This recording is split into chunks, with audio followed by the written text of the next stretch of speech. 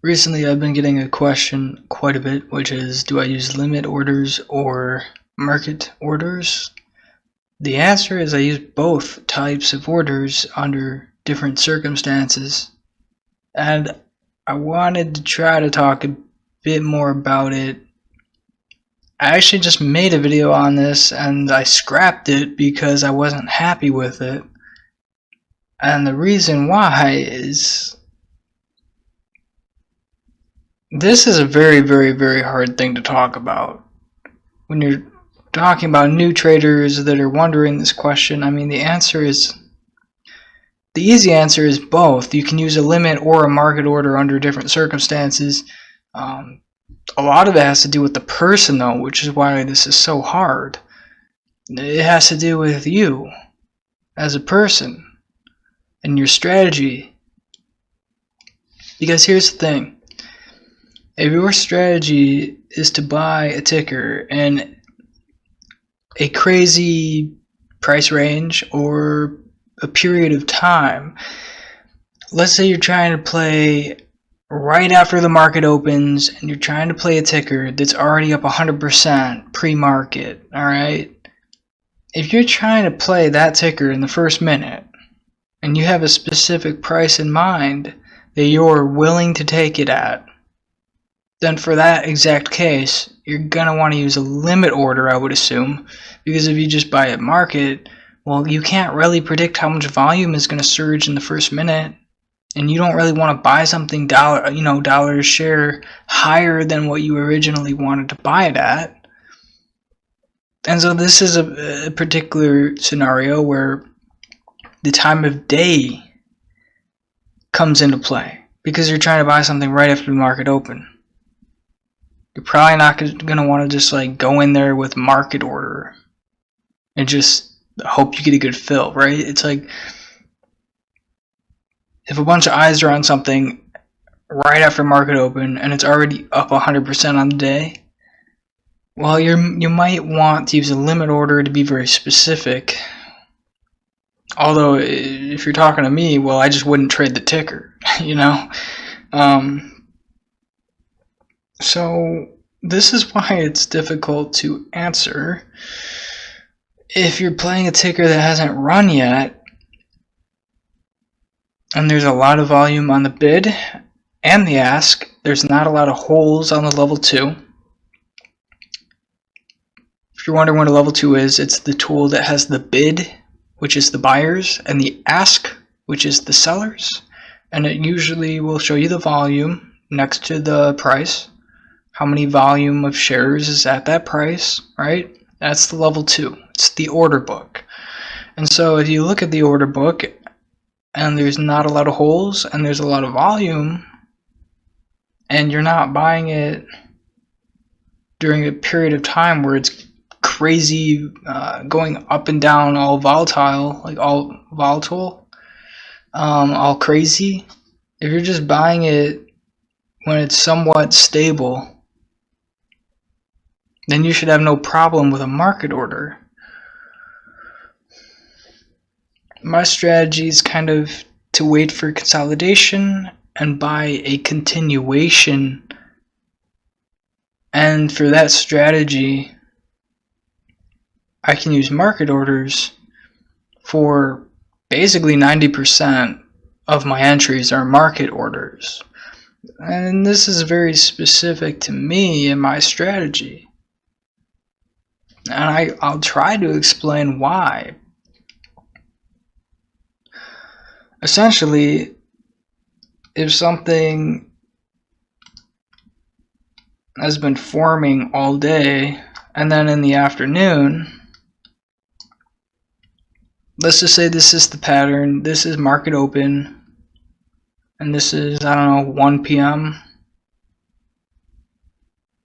So it's a pattern that I like. It's called the symmetric triangle. And so I'm expecting the price to either explode up or break down. One of the two. Now, what do you want to use? Do you want to use a limit order or a market order? Well, this comes down to the tape. Like, you need to be able to read the tape. So if you have a bid and an ask, let's say this is $2 a share. All right. So the ask is $2. The bid's at $1.99. And I want the $2 breakout. And not only is it a whole dollar breakout, but it confirms the TA to the upside. And so let's say there's no holes, right? It's just 201, 202, 203. It's all the way up. You can see there's no holes. And then, you know, bid side 198, 197. So it's either going to break down and either destroy the bids, or it's going to break up and take out the ask. Let's say, I don't know, let's just say there's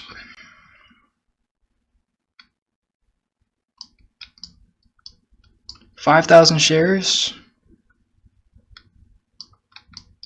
2,000, 2,000.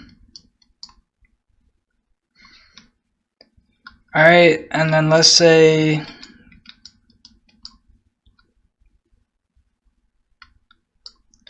$199 has 1K, 198 has 2K, and then 2K at 197. So if this is a pretty stable play, okay, at this point the volatility is low because it's consolidated and it's just horizontal. And so it's a low volatility before an explosive move up or down. So this is your job as a trader, to analyze the level 2. And so if I'm looking at the level 2, the bid and the ask, and then all of a sudden I see, let's just say 30K shares pop up at 199. Well, this might be a case that, well, I'm just now going to buy at market the ask, because once this 30K comes down, everybody sees it.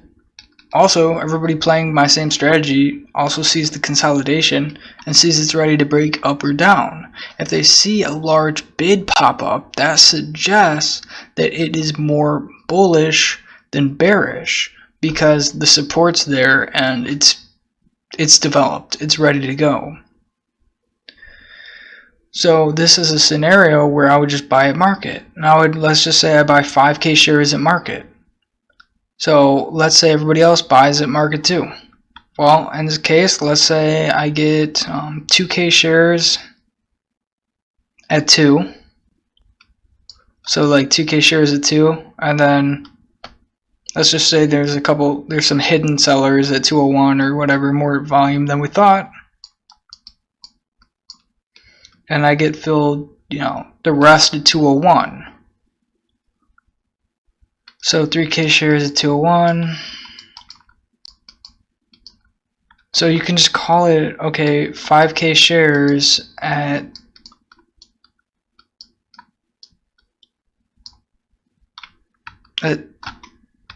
whatever, at 2.5, okay?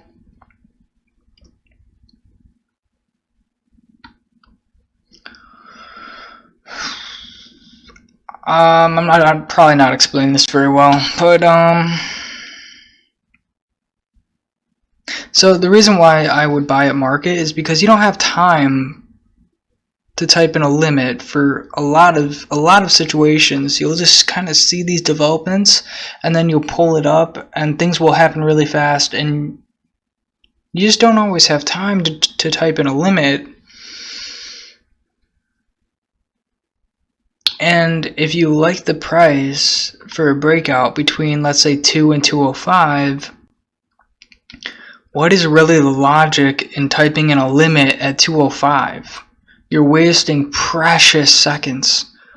If this thing is ready to go and you get the confirmation, like large bid, I mean, you only have milliseconds. You don't even have seconds. You have maybe half of 1 second if you want to get filled at 2.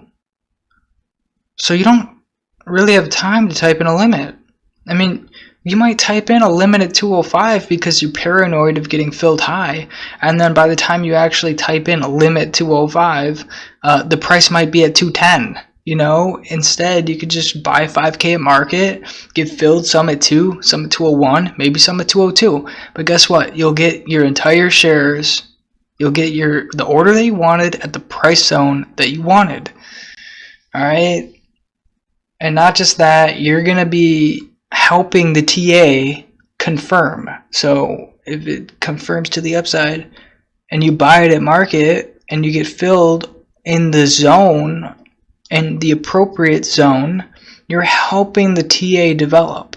You're making the lines on the chart go the way you want them to go by buying at market. It's just, look, it's an experience thing. It just comes down to experience, the plays that you play, the time that you play them, what your strategy is. I mean, to use a limit or a market, I mean, it really comes down to you. It comes down to you as a person. I can't answer that question for you.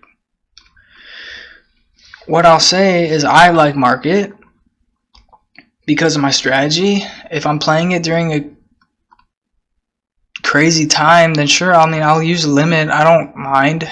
I'll use limit orders as well. It depends on the situation. If there's holes in the level 2, it's a low volume, there's holes, then yeah, you don't want to get crazy slippage. If it's an obvious case, you'll just use a limit.